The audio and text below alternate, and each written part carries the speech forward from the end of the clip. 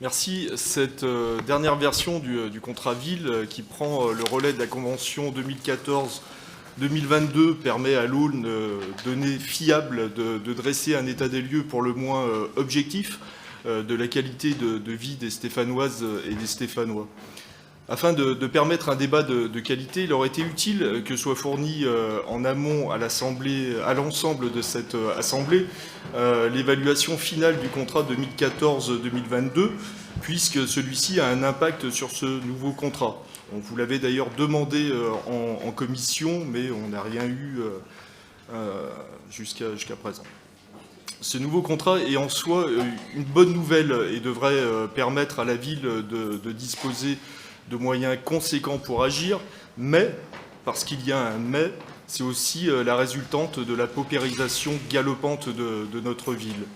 Pour autant, cette paupérisation n'est pas un jugement de valeur, ni une appréciation subjective, et encore moins un gros mot ou une stigmatisation, comme vous l'avez laissé entendre à l'occasion du dernier Conseil, mais une constatation factuelle qui s'impose à nous.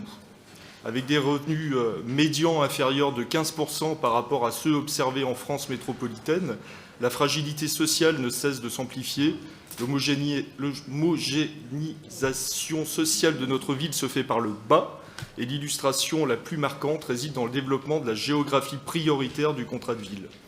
En effet, sur cette nouvelle version, viennent désormais s'ajouter aux 6 quartiers historiques classés en QPV, à savoir le Crédroc, Soleil, Cotonne, Moreno, Terre-Noire-Tarentaise, Beaubrun, Couriot et Sud-Est, 4 nouveaux quartiers prioritaires que sont Solor, Montieux, Grand-Clos et Tardy. À ceux-ci viennent s'ajouter 3 autres quartiers qui sont quelque part classés dans une sorte de liste d'attente et dénommés territoires vulnérables, où nous retrouvons des quartiers qui ne donnaient, il y a quelques années plus tôt, aucun signe de fragilité, tels que la rivière Bellevue Centre 2, Saint-Roch ou Montplaisir. Loin d'être une fatalité, ce constat est inquiétant et les causes sont multifactorielles. Mais ce constat, sans aucun doute, mérite de réfléchir ensemble aux raisons profondes qui entraînent aujourd'hui Saint-Étienne vers le bas. Les leviers d'action sont nombreux, mais force est de constater qu'il s'agit ici d'un élément irréfutable du bilan mené par l'action de la ville depuis 10 ans. Conséquence ou symptôme de ce constat, le contrat ville 2024-2030 pointe aussi une certaine fragilité de notre territoire sur des questions de santé publique. Il est effrayant de constater que 9% des habitants de notre ville ne disposent pas aujourd'hui de médecins traitants, alors que ce taux tombe à 7% dans la métropole et dans la Loire.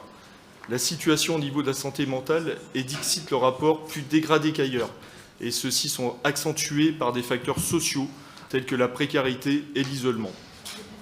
Au niveau de notre cadre de vie, et là non plus, ce n'est pas étonnant, ce rapport pointe du doigt la part modale importante de l'utilisation de la voiture en ville et un accès difficile des habitants résidant dans les quartiers les plus éloignés du centre-ville et notamment dans certains quartiers prioritaires au réseau de transport en commun.